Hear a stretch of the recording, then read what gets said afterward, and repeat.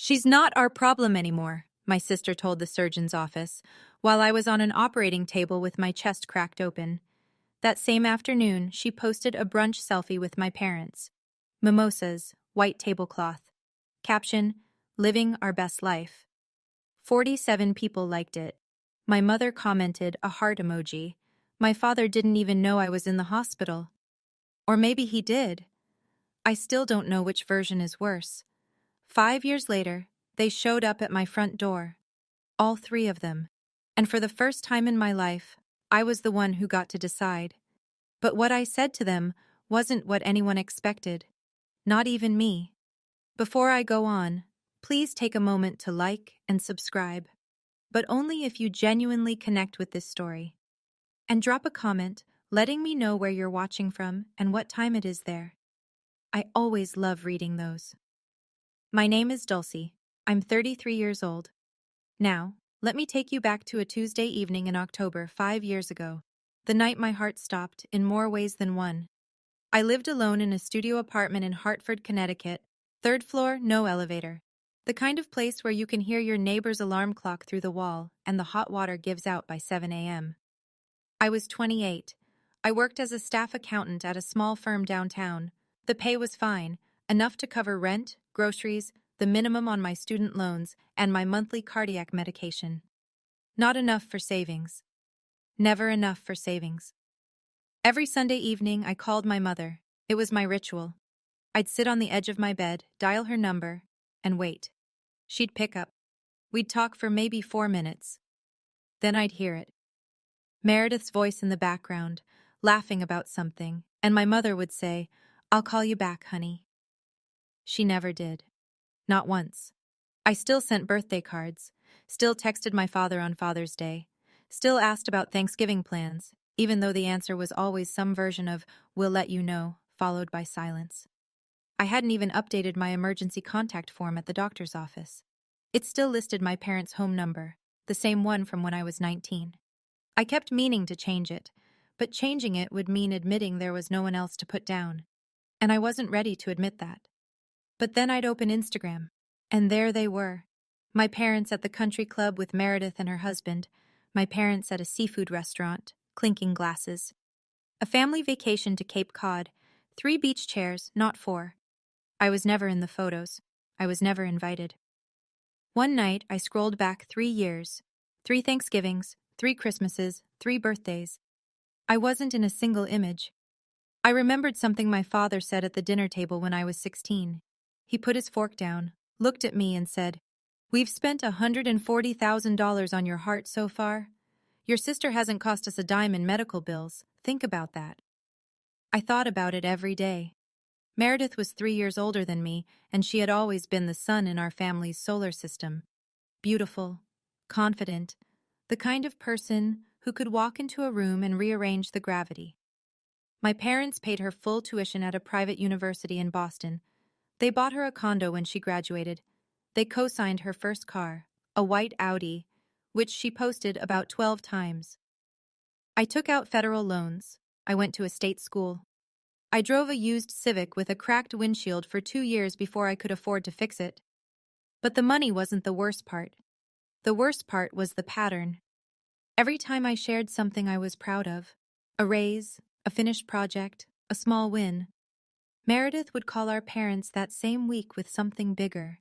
A promotion, a new boyfriend, a trip to Barcelona, and my news would vanish, like a candle next to a floodlight. I texted my mother once after I found out I'd passed my CPA exam. She replied 6 hours later, "That's nice, honey. Did you hear Meredith got engaged?" 2 exclamation marks for Meredith, 1 line for me. There was one person in the family who never forgot me, though. Uncle Richard, my father's younger brother. Every year on my birthday, he called. Same time, 7 p.m. He'd say, "Happy birthday, kid. You doing okay?" We'd talk for 10 minutes. It was more than anyone else gave me. But I hadn't heard from him in years. My father said Richard was dead to this family. I never asked why. I was too afraid of the answer. The last time Richard called, he said something strange. "Don't let them rewrite your story, kid." I didn't understand it then. It happened at a grocery store on a Tuesday evening in October. I was reaching for a carton of eggs on the second shelf when the pain hit. A white-hot pressure behind my sternum, like someone had shoved a fist through my ribcage. My vision narrowed. The fluorescent lights above me blurred into one long streak. I heard the eggs hit the floor before I realized I'd dropped them. Then my knees went. A stranger called 911. I remember the tile against my cheek. I remember someone pressing a jacket under my head. I remember thinking, very clearly, call my parents. The ambulance brought me to Hartford Hospital. The ER doctor said words I only half understood. Acute aortic dissection, emergency open heart surgery, possible complication of my congenital bicuspid valve. They needed to operate immediately. Under emergency protocol, they didn't need anyone's signature to save my life. But if something went wrong on the table, if they needed to make decisions about life support, about next steps, they'd need someone, a family member, a healthcare proxy, anyone. A nurse leaned over me. Her scrubs were pale blue. Her voice was calm but urgent. Is there anyone we should call? I gave them my parents' home number. It was the only emergency contact I had. They called. Meredith picked up. She was at my parents' house for dinner. I learned this later. All of it later. What she said was, "She's not our problem anymore. Please remove this number from her file." Then she hung up. I didn't know any of this when they wheeled me into the operating room. I didn't know it during the 6 hours of surgery. I didn't know it when the anesthesia wore off, and I opened my eyes to a room full of machines and silence. No flowers on the windowsill, no jacket draped over the chair, no one holding my hand, just a nurse sitting beside me. She had kind eyes and a name tag that read Nora. She looked about my age. There was a small framed photo tucked into her lanyard, an older man with silver hair standing in front of a half-built house. I didn't think anything of it then. "We called your family," she said softly. "They said they couldn't come." I closed my eyes. I didn't cry. I just lay there and thought. They couldn't come, or they wouldn't. I spent 2 weeks in the hospital. The first 3 days, I couldn't sit up without help. The incision ran from just below my collarbone to the bottom of my sternum, 18 staples holding me together like a broken suitcase. I called my mother from the hospital bed. Voicemail. I called my father. Voicemail. I texted Meredith. Just 3 words. "I'm in the hospital." She saw it. The little blue check marks confirmed it. No reply. On day 5, a woman from the billing department visited my room. She was kind about it, but the numbers weren't. The total charges before insurance, over $180,000. My employer-sponsored plan covered a portion, but the copay and deductible alone came to roughly $35,000. I didn't have $35,000. I didn't have $5,000. On day 9, my supervisor emailed. The subject line was restructuring update. The body was polite and empty. Due to my extended leave, my position would be reevaluated. No guarantees when I returned. I was lying in a hospital bed with a split chest, hemorrhaging money I didn't have, about to lose my job, and not a single person from my family had called, texted, or visited. That night, I couldn't sleep. I picked up my phone and opened Instagram. Meredith's latest post was 3 days old, posted the weekend after my surgery. A family dinner at an Italian restaurant, my father cutting into a steak, my mother laughing mid-sip, Meredith in the center, glowing. Caption: Sunday dinner with my favorite people. I scrolled to the comments. A college friend of Meredith's had written, "Where's your sister?" Meredith's reply, "Oh, she's doing her own thing. You know how she is. Her own thing." I was learning to breathe without a machine. They discharged me on a Thursday, 3 weeks after I'd collapsed in the grocery store. I took a cab home because there was no one to drive me. The driver helped me with my bag. He was gentler with me than my own father had been in years. My studio was on the 3rd floor. No elevator. I made it up the stairs in 4 stops, gripping the railing with both hands, my chest burning with every breath. By the time I reached my door, I was drenched in sweat and shaking. Inside, everything was exactly as I'd left it.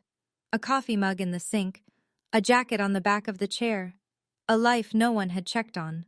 Over the next week, the mail arrived like a series of verdicts, a payment plan from the hospital, a severance letter from my company.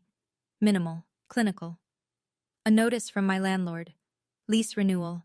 Rent increasing by $200 a month. I sat at my kitchen table and stared at the stack. Then I picked up my phone and called my father one more time. He answered. Dulcie. Dad, I had heart surgery. I almost died. A pause. Meredith mentioned something. Are you calling to ask for money? I'm calling because I almost died and nobody came. 5 seconds of silence, I counted. We all have our own problems, Dulcie. You're an adult. Click. I sat on the kitchen floor with my back against the refrigerator. I pressed my palms flat on the cold tile. And for the first time since the surgery, I cried. Not because of the pain, not because of the bills, because I finally stopped pretending. They didn't come because they were busy. They didn't come because they chose not to. Then the doorbell rang. I wasn't expecting anyone. I looked through the peephole. A man stood in the hallway, mid-50s, silver at the temples, brown corduroy jacket. I didn't recognize him at first. Then I saw his eyes. They looked just like my father's, but warmer. It was a Tuesday, 6 days after I came home from the hospital. I opened the door. The man smiled. Not wide, not bright. Just enough. Dulcie, he said. It's been a long time. His voice unlocked something in my memory. Birthday calls. 7 p.m. Happy birthday, kid. Uncle Richard? He nodded. Can I come in? We sat at my kitchen table, the same table where the hospital bills and severance letters still sat in a pile. He didn't look at them. He looked at me, at the way I held my mug with both hands because the left one still trembled from the medication, at the way I sat hunched forward because sitting straight pulled on the staples. A nurse I know called me, he said. She told me what happened. She told me no one came. Nora. The photo on her lanyard. The man with silver hair in front of a half-built house. That was Richard. It had to be. Richard didn't rail against my father. He didn't curse Meredith's name. He just sat across from me in that small kitchen and said quietly, I know what it's like. Your dad did the same thing to me. 15 years ago. I asked him. I had to. Why did he cut you off? I went bankrupt, Richard said. Lost everything. My business, my house, my wife. Your father told the whole family I was a deadbeat, an embarrassment. Your mother went along with it. I haven't been inside their house since. I stared at the table. The pattern was the same. Fail. Become expensive. Get erased. Richard placed his hand flat on the table. I didn't come to talk about the past, Dulcie. I came because I have something for you. My pulse quickened. What? He shook his head. Not today. You need to rest first. I'll come back Thursday. Thursday? Thursday, he said. And he left. I stood at the window and watched him walk to his truck. An old Ford, clean but worn. He didn't look back. But he'd come. He was the only one who came. 3 days later, I got a text from a college friend named Jess. Hey, are you okay? I saw Meredith's post. I opened Facebook. I hadn't checked Meredith's page since the hospital. What I found made my hands go still. It was a long post, set to public, 3 paragraphs, written in the careful, trembling voice of a concerned older sister. It breaks my heart to share this, but my little sister has been struggling with some personal issues and has chosen to distance herself from our family. We've tried everything. Called, texted, invited her to holidays. She refuses. Please keep her in your prayers. Mental health is no joke. 212 likes, 81 comments. I read them one by one. You're such a good sister. Some people just push away the ones who love them. Praying for your family, Meredith. You can't help someone who doesn't want to be helped. Every comment was a nail. Every heart reaction was a lock.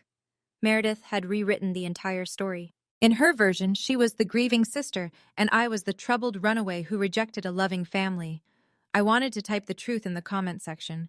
I wanted to post the hospital bill, the unanswered texts, the screenshot of her brunch selfie. My fingers hovered over the keyboard, but I stopped. Because if I fought back publicly, I'd look exactly the way she'd described me. Dramatic, unstable, desperate for attention. She'd set the trap perfectly. So I did the only thing I could. I took screenshots. Every comment, every reply. The post itself, the date, the timestamp. I didn't know why. Call it instinct. Call it survival. Then I saw my mother's comment at the bottom. 6 words that cut worse than the surgery. We love you no matter what, Meredith. You've always been the strong one. The strong one, which made me the weak one, publicly, permanently. That night, I couldn't sleep. I sat in bed with my laptop and started going through everything. Emails, texts, calendar entries, 3 years of communication with my family, laid out in a timeline. And the pattern was so clear, I couldn't believe I'd missed it. 3 Thanksgivings ago, I emailed my mother asking about dinner plans. She replied, "Meredith said you had plans already." I never said that. 2 Christmases ago, I called my father to wish him Merry Christmas. He said, "Meredith told us you didn't want gifts this year." I had already mailed a package to their house. No one ever mentioned receiving it. 1 year ago, I sent my parents an email invitation to a small ceremony at the accounting firm. I'd earned my CPA certification.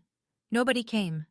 When I asked my mother, she said, "We never got an invitation, honey." I checked my sent folder. The email was there. Delivery confirmed. 3 holidays, 3 lies. All filtered through Meredith. I didn't have proof yet. Not the technical kind. But the math was simple. Every time I reached out, Meredith had already told my parents a different story. I was busy. I didn't want to come. I wasn't feeling well. A wall of small lies built brick by brick until my parents believed I was the one pulling away. She hadn't just ignored me during surgery. She'd been erasing me for years. The surgery was simply the first time the consequences were visible. I closed my laptop and sat in the dark. And I remembered something. The last birthday call from Uncle Richard years ago. His voice, steady and warm. "Don't let them rewrite your story, kid." He'd known. Even then, he'd known. I just hadn't been ready to hear it. I called Meredith the next morning. She picked up on the 4th ring. "Dulcie, what a surprise. I saw your Facebook post." "Which one?" "The one where you told everyone I pushed the family away." A beat of silence, then lightly, "Well, didn't you?" "I was in surgery, Meredith. You told the hospital I wasn't your problem." Her voice shifted, lower, controlled. "I don't remember saying that. The hospital has a record of the call." 3 seconds of nothing. I could hear her breathing. "You're being dramatic," she said. "As usual. Take the post down." "Or what?" A soft laugh, the kind that's meant to make you feel small. "You'll cry about it online? Nobody's going to believe you over me, Dulcie. They never have." Click. I put the phone on the table. My hands were shaking. Not from the medication this time. From something hotter, something I hadn't let myself feel in years. Anger. Clean, clear anger. I picked up my phone again, opened the Notes app, typed the date, the time, every word she'd said as close to exact as my memory could manage. Then I went back to the screenshots from her Facebook post.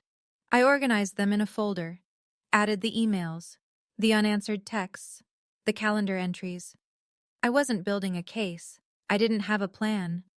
I was just doing what every person does when they've been gaslit for a decade. I was making sure I couldn't be made to doubt myself again. 2 days passed. Then Thursday came. The doorbell rang at exactly 10 a.m. Uncle Richard, right on time, and this time he was carrying a thick manila envelope under his arm. Richard sat across from me again. Same chair, same calm. But this time, the manila envelope lay between us on the table like a third person in the room. He didn't open it right away. Instead, he talked. "After your dad cut me off," he said, "I lost everything. Business, house, marriage. I was living in a motel off Route 8 for 4 months." He said it the way you'd describe the weather. No pity, no performance. "Then I found a house, little place up in Litchfield, falling apart, roof leaking, porch rotting, pipes frozen half the year. I bought it for almost nothing. Fixed it myself. Took 8 months. Sold it for 3 times what I paid." He leaned back. "Then I did it again. And again. 10 years later, I owned several properties. No partners, no investors. Just me, a truck, and a whole lot of stubbornness. I watched his hands as he spoke. Rough hands, working hands, the opposite of my father's. I never had kids, he said, and I watched your dad raise you two, from a distance, but I watched. I saw what he did to you, Dulcie. Same thing he did to me. If you cost him something, you were the problem. He slid the envelope across the table and opened the flap. The first thing he pulled out was small, silver, worn smooth at the edges. A key. This is the key to a house, he said. A real house, in Litchfield. 3 bedrooms, a porch, half an acre of yard. It's yours. I stared at it. What do you mean it's mine? I bought it 6 years ago, fixed it up myself. I put your name on the deed the day you turned 25. I just never told you.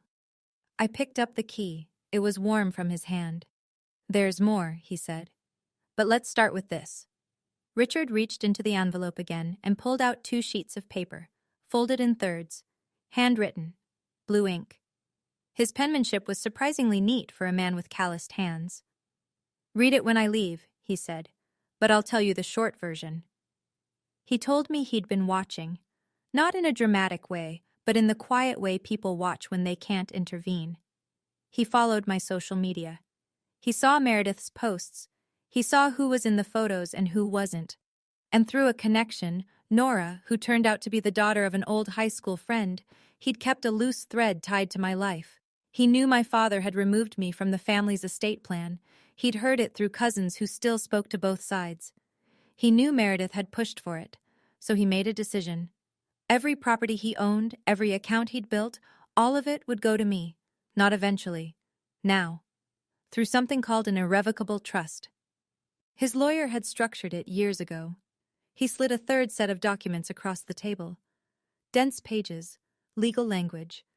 Helen Marsh was listed as the independent trustee, the person with legal authority to manage the properties until the trust's terms transferred full control to me. Richard had structured it so that once I turned 30, management of the assets would pass entirely into my hands. Until then, Helen oversaw everything, but with standing instructions to follow my wishes. But the key lines were clear even to me. Sole beneficiary, Dulcie Emerson. 3 properties including the Litchfield house, a savings account, estimated total value, just over $1.2 million. I'm not dying tomorrow, he said. At least, I hope not. But I wanted you to know now, because right now, you need to know that someone chose you. I cried, not the way I cried on the kitchen floor. This was different. This was the kind of crying that happens when the thing you needed most arrives so late you'd stopped expecting it. Richard stood up. He put a hand on my shoulder. You don't owe me anything, he said. You don't owe them anything. You just owe yourself a life worth living. He told me one more thing before he left. 2 years ago, my father had called him, out of nowhere, wanting to reconnect. Richard saw through it immediately. Gerald had heard about the properties, wanted in. Richard said no. Gerald cut him off again. The same pattern. Always the same pattern. But this time, Richard had already built the wall around me. I moved into the Litchfield house on a Saturday in December. The first morning, I stood on the porch with a mug of coffee and looked out at the yard. Half an acre. A sugar maple near the fence, bare for winter but still dignified. A gravel driveway. Silence. The kind that doesn't feel empty. The kind that feels chosen. I started physical therapy twice a week in Torrington. On the off days, I walked the neighborhood. Short distances at first, then longer. My body cooperated slowly, grudgingly, like it was testing whether I deserved its trust again. I found a therapist, Dr. Klein, a quiet woman in her 60s who specialized in family estrangement. In our first session, she used phrases I'd never heard before: emotional parentification, scapegoat dynamics, covert favoritism. She said them like diagnoses, and for the first time, the pattern of my life had a shape I could name. I got a new job, freelance accounting at first, then a staff position at a small firm in Litchfield. The commute was 8 minutes. The office had a window. My boss didn't count what I cost. I stopped calling my family. I didn't block anyone. I just stopped reaching out. And nobody reached back. No calls on my birthday. No text on Thanksgiving, no Christmas card, nothing. The silence confirmed everything Dr. Klein had named. I kept every screenshot, every email, every record. Not for revenge. Dr. Klein was clear about that. Document it for yourself, she said, so you never doubt your own memory again. 4 years passed. I built a life that was small and steady and mine. Then, one morning in March, Nora called. Her voice sounded different, tight, careful. Dulcie, your uncle is in the hospital. She paused. And your father just showed up here asking about his estate. I drove to the hospital in under 40 minutes. My hand stayed steady on the wheel. My chest did not. Richard had suffered a minor stroke. He was stable, conscious, lucid, tired. The doctors expected a full recovery with rest and medication. But he looked fragile under the fluorescent lights, and that scared me more than anything. I found his room on the 3rd floor. But before I reached the door, I saw a figure standing in the hallway, speaking to a nurse at the station. Charcoal suit, silver watch, posture like a man who owned the building. My father. He turned. Our eyes met for the first time in almost 5 years. He didn't say, "How are you?" He didn't say, "You look well." He didn't say, "I'm sorry about the surgery, about the phone call, about any of it." What he said was, "What are you doing here?" He's my uncle. He's my brother. He hasn't been your brother in 15 years, Dad. Gerald's jaw tightened, a micro-flinch, just around the eyes. Then the mask slid back. He softened his voice, not out of warmth but strategy. I'd watched him do this my whole life. Look, I know we've had our differences, but family is family. I just want to make sure Richard is taken care of. I looked at him. Same suit, same posture, same man who hung up after 47 seconds when his daughter told him she'd almost died. That's thoughtful of you, I said. He blinked, uncertain whether I meant it. I didn't. Later, Nora told me what he'd asked at the nurse's station before I arrived. He'd wanted to know about Richard's next of kin, his power of attorney, who had decision-making authority. He wasn't here for Richard. He was here for what Richard had. The next day, I came back to the hospital at noon, and the hallway outside Richard's room looked like a stage. Gerald was there, Patricia was there, and Meredith, standing by the window with her arms crossed, scanning the corridor like she was appraising it. She looked different, thinner. More makeup than I remembered, layered thick around her eyes. Her clothes were still stylish, but the brands were gone.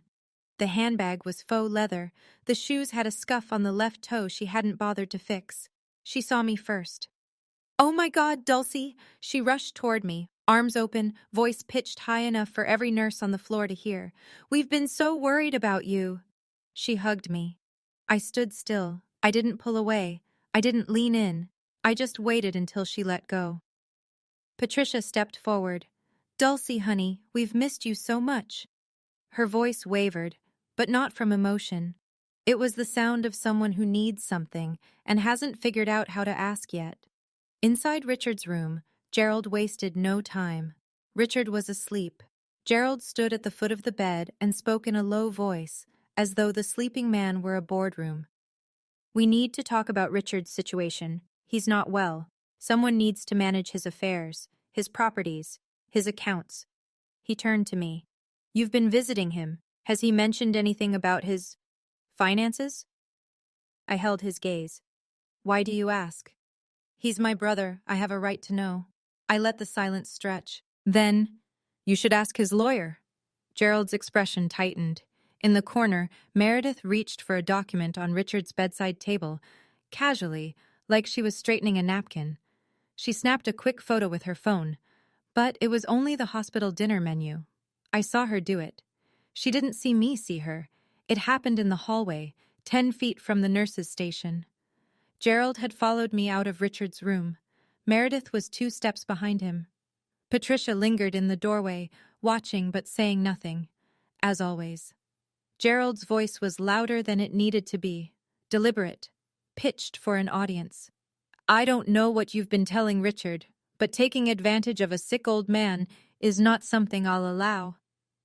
2 nurses looked up. A man in scrubs paused mid-stride. A woman visiting the room across the hall glanced through her open door. Meredith added, right on cue, "She's always been like this.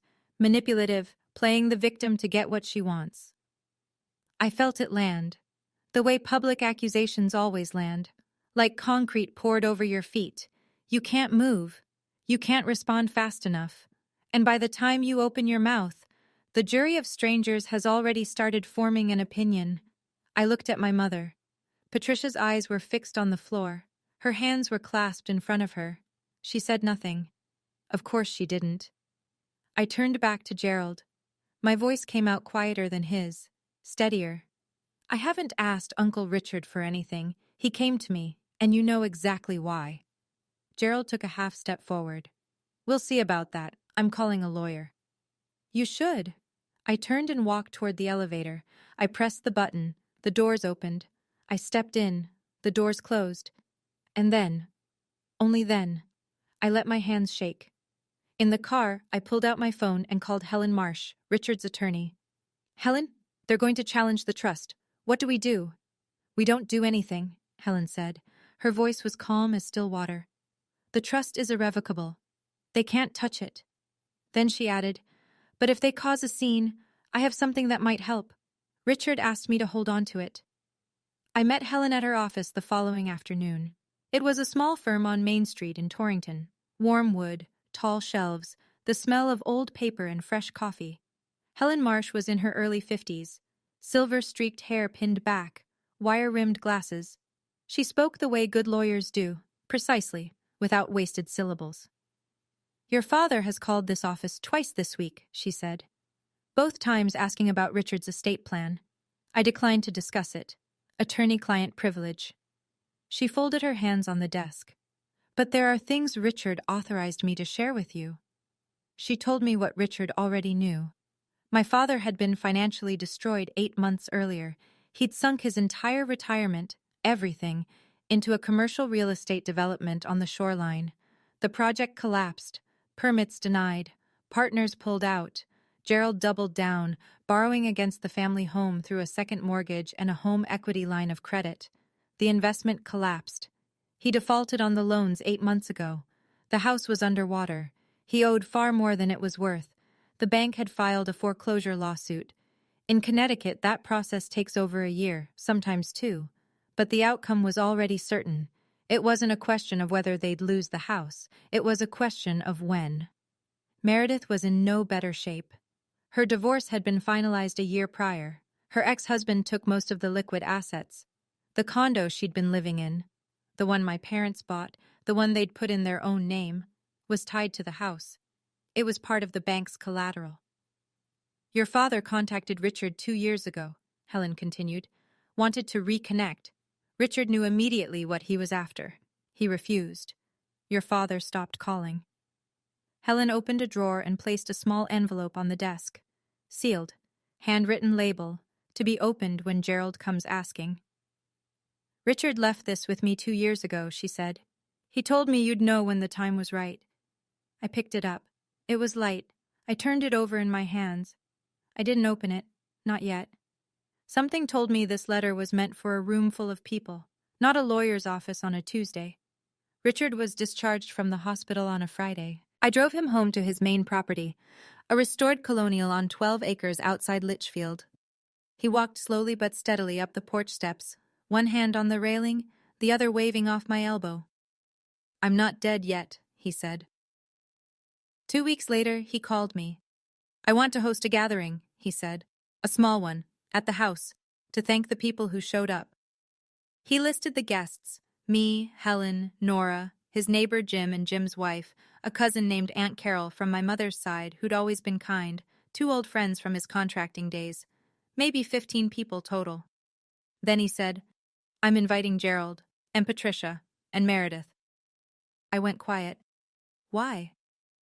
Because I want them to see what they missed, he said, and I want them to hear it from me, not secondhand, not through lawyers, from me, in my house, in front of people who matter. I told him I was nervous. He said he understood. Bring your folder, he said, the one you've been keeping. I hadn't told him about the screenshots, the emails, the phone records, but he knew. Of course he knew. The day of the gathering was a Sunday in October. Exactly 5 years since my surgery. I don't think Richard planned that, but I don't think it was an accident either. The house looked beautiful. Warm light in the windows, leaves turning gold and copper on the maples that lined the drive. A long table set on the covered porch, then moved inside when the wind picked up. Gerald arrived in a suit. Force of habit, I assumed. But it hung looser on his frame than it should have. He'd lost weight. Patricia walked a step behind him, gripping her purse with both hands. Meredith came last. Sunglasses on, even indoors. She kept them on for 20 minutes. And I noticed Gerald doing something before he even said hello. He walked through the rooms, slowly, touching the door frames, studying the built-in shelves, running his eyes along the crown molding. He wasn't admiring the craftsmanship. He was appraising the value. After the food, roast chicken, cornbread, a salad Nora insisted on making, everyone settled into the living room. The fireplace was lit. Jim and his wife took the love seat. Aunt Carol sat near the window. Nora stood by the mantel with a glass of water. Helen sat in a straight-backed chair near the bookshelf, her leather portfolio resting on her lap. Gerald was the one who started it. He waited until the small talk died down, then leaned forward in his armchair, fingers laced, voice casual.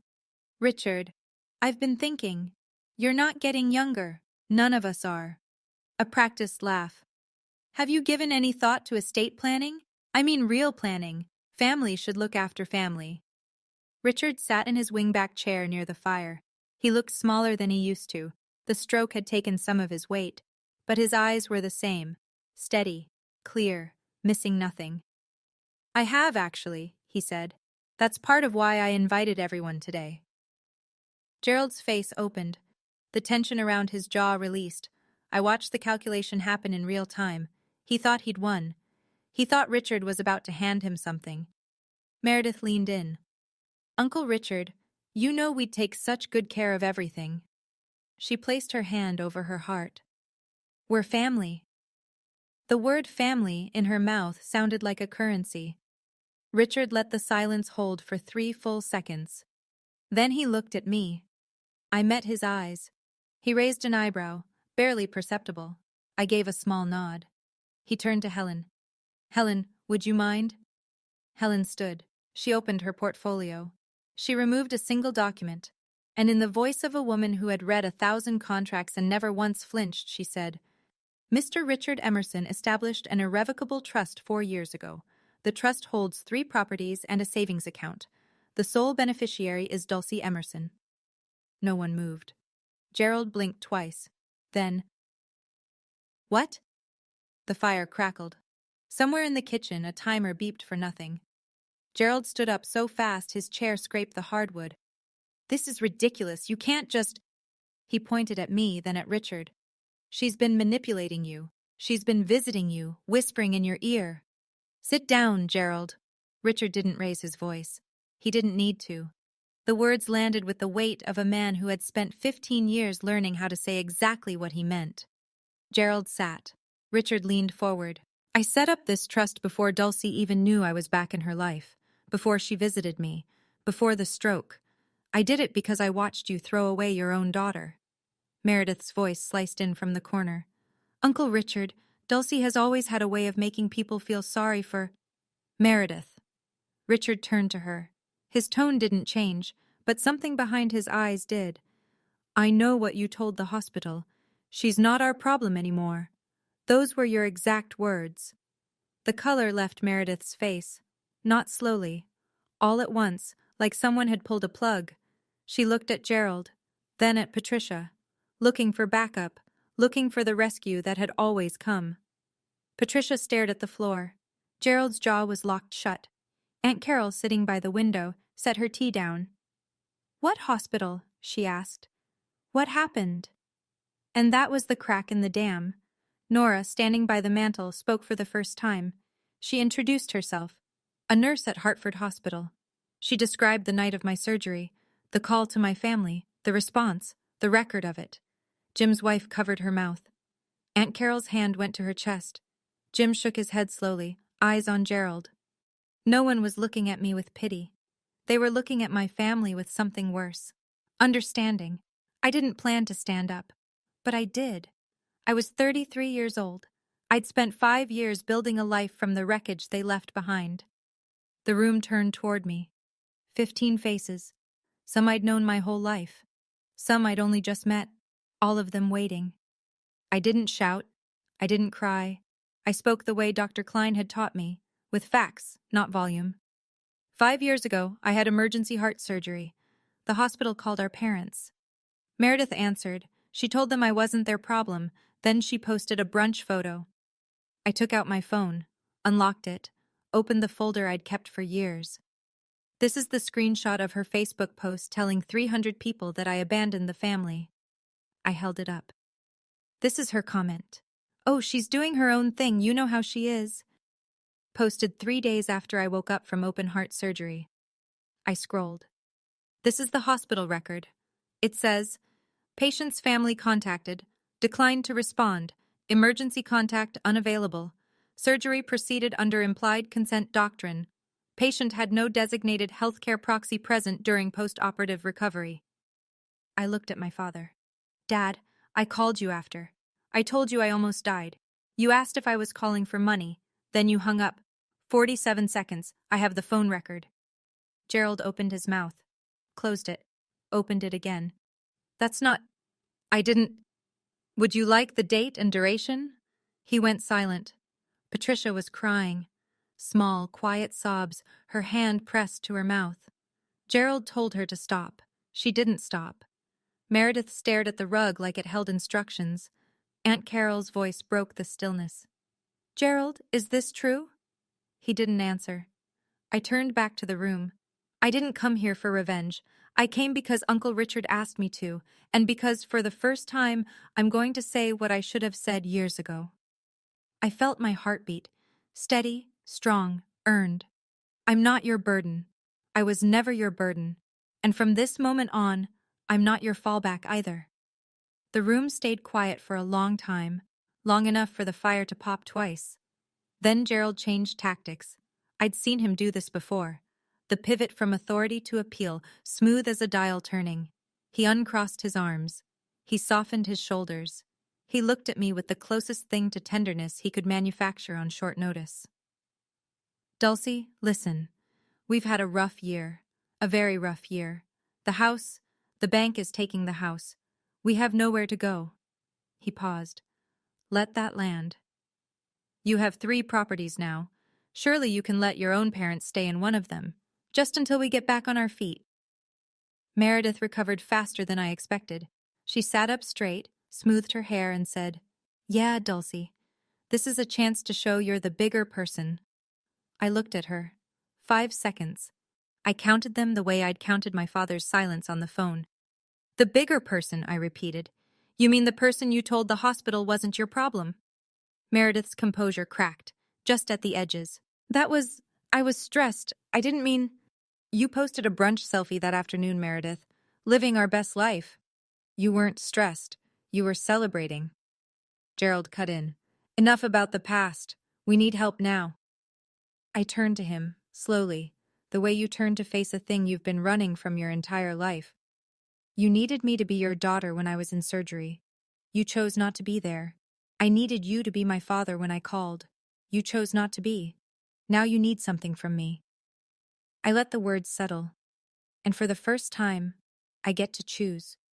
I reached into my bag and pulled out the small envelope Helen had given me. The one with Richard's handwriting on the front, to be opened when Gerald comes asking. "Uncle Richard gave me this 2 years ago," I said. "He told me to open it when you came asking for help." Richard, sitting in his wingback chair, gave a single nod. I broke the seal. 2 sheets of paper, folded once. Blue ink. Same neat handwriting. I read it out loud. I kept my voice even. No performance, no flourish. Just words on a page in a room full of witnesses.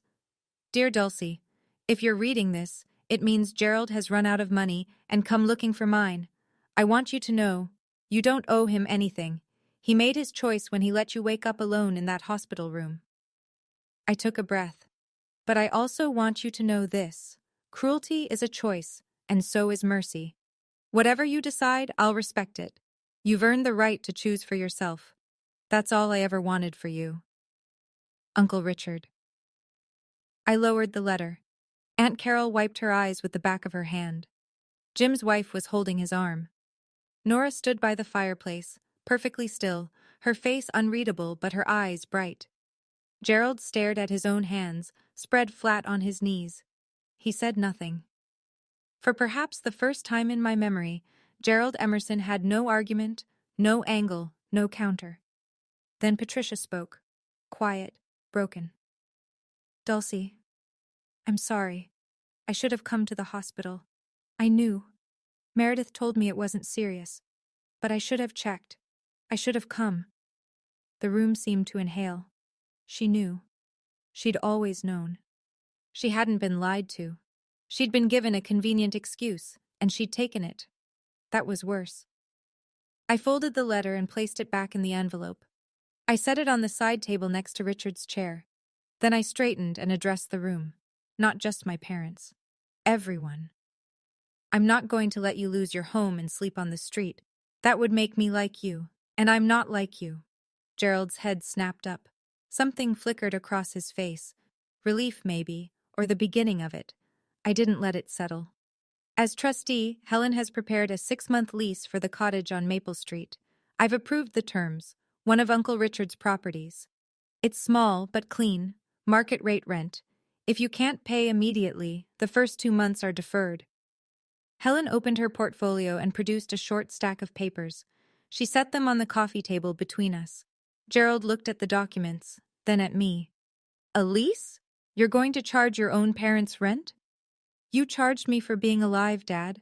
You counted every dollar you spent on my heart, 140,000. You told me that at the dinner table when I was 16. So, yes, market rate. He flinched. The number hadn't changed. He just hadn't expected to hear it from my mouth in front of people. There's one more condition, I said. Meredith takes down the Facebook post, the one where she told 300 people I abandoned the family. She posts a correction, a real one, or the lease is off the table. Meredith stared at me. You can't be serious. I'm extremely serious. I looked at each of them, Gerald, Patricia, Meredith, one at a time. You have a week to decide. Helen has the paperwork. Then I walked out to the porch. The October air hit my face. Cool, clean. The sugar maples along the drive were blazing red and gold. I breathed in, deep, full. For the first time in 5 years, my chest didn't ache. The week after the gathering, my phone buzzed more than it had in 5 years combined. Aunt Carol called first. She talked for 40 minutes. Not about the trust or the money, but about me. About how Meredith had told the extended family I'd moved out west and wanted space. About how no one questioned it because Meredith told it so convincingly, with just the right amount of sadness in her voice. I had no idea, Dulcie. None of us did. She made it sound like you wanted to disappear. Carol had already told the rest of the family, cousins, an uncle in Vermont, my mother's sister in New Hampshire. The truth spread the way truths do when they've been held underwater too long. Fast, messy, impossible to contain. I started receiving messages from people I hadn't heard from in years. I'm so sorry. I should have asked. I can't believe Gerald let this happen. Each one was a small stitch in something that had been torn for a long time. Meredith's Facebook post was deleted within 3 days of the gathering, but she didn't post a correction. The comments section had already turned. Someone had asked pointed questions, then more. She locked her profile, then deactivated it entirely. Gerald and Patricia signed the lease on day 6. Helen handled the paperwork. Gerald signed without looking at me. Patricia signed with shaking hands. As they were leaving, Gerald paused at the door. He didn't turn around. He just stood there for a few seconds, one hand on the frame, like he was deciding whether to say something. Then he walked out. It was the first time I'd ever seen my father hesitate. They moved into the Maple Street cottage the following weekend.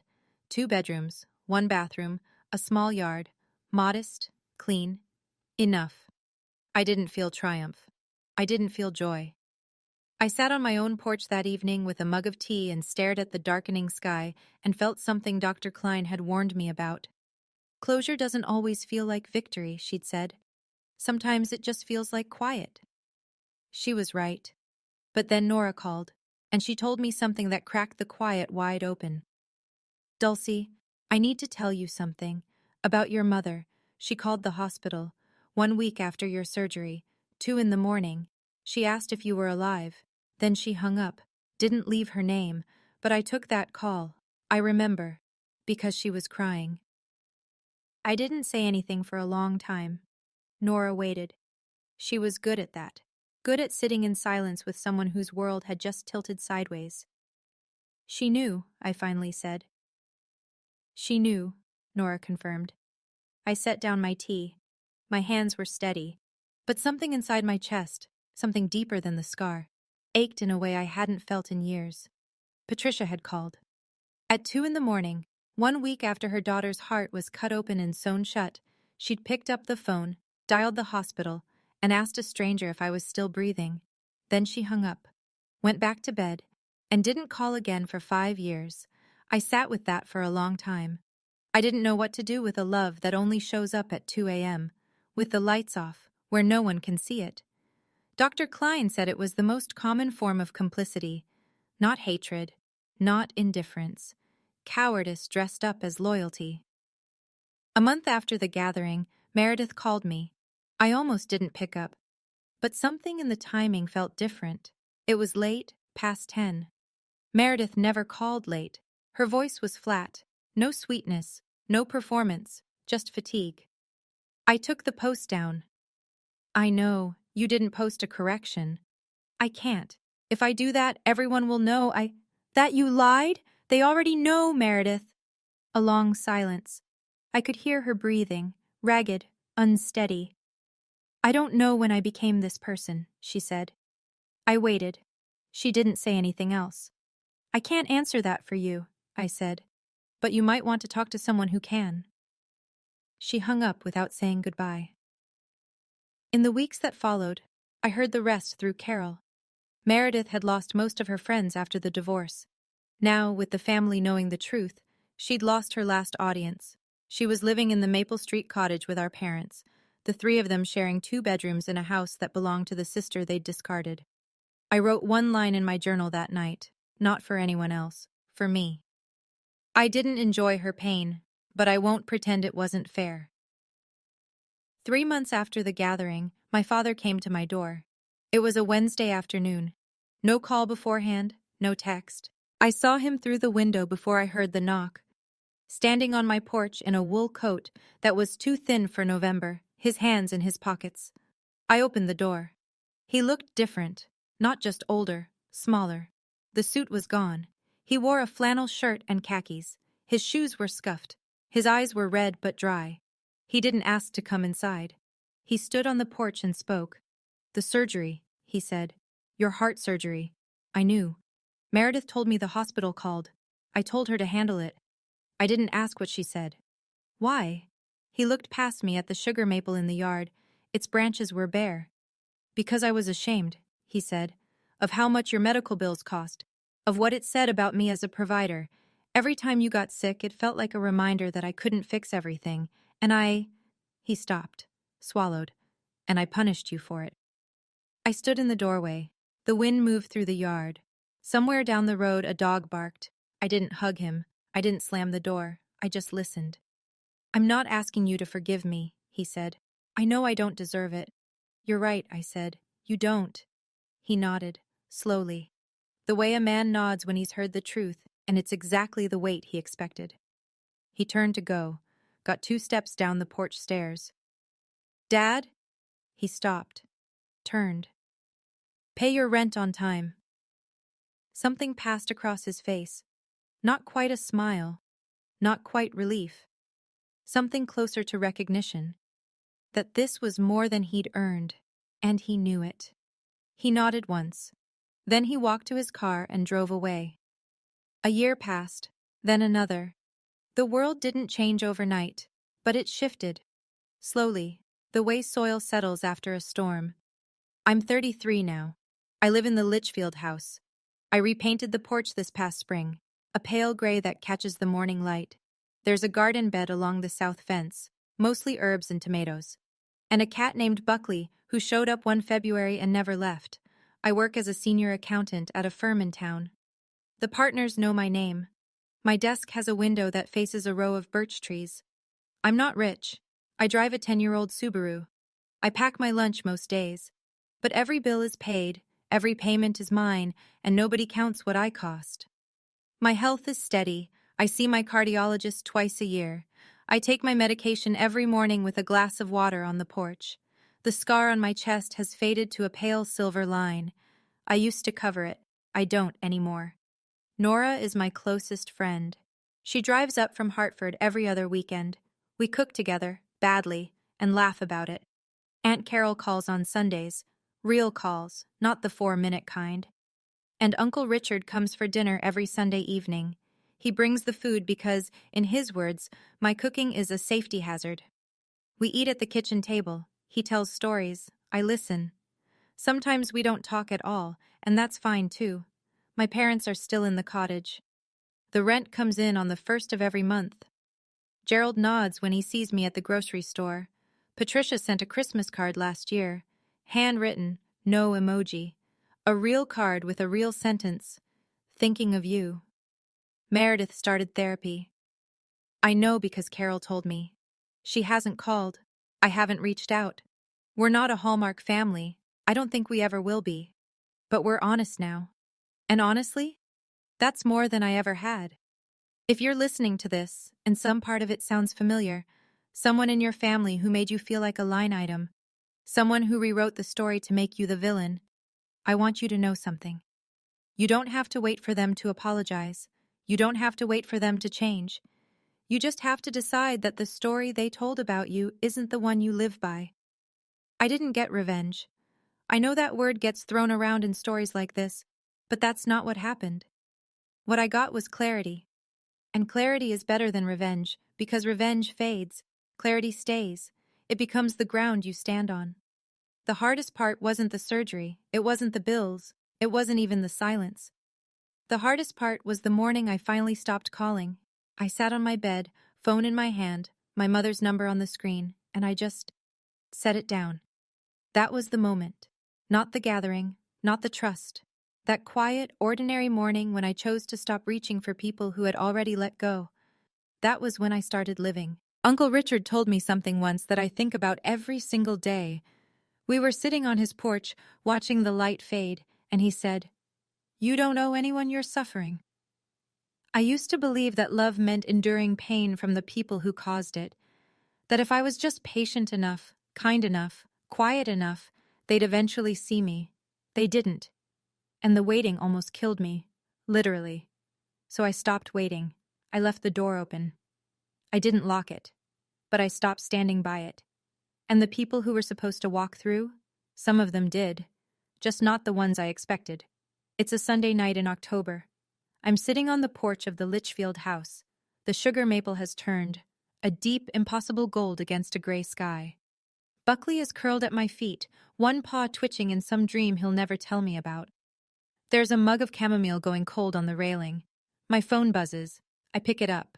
A text from a number I haven't seen in months. "Hey, Dulcie. It's Meredith. I posted the correction today. I'm sorry it took this long." I read it twice. I feel it settle somewhere between my ribs. Not anger, not relief. Something quieter. Something like a door being set back on its hinges after years of hanging crooked. I set the phone face down on the armrest. Not because I'm ignoring it, but because I'll answer on my own time. Not hers. I'll respond. Eventually. Not today. Today is mine. 5 years ago, I woke up alone in a hospital room with 18 staples in my chest and no one to call. I thought that was the worst moment of my life. It wasn't. It was the beginning. Because that was the day I stopped being someone else's afterthought and started being my own first priority. And that's the story of how an envelope on a hospital bed gave me back my life.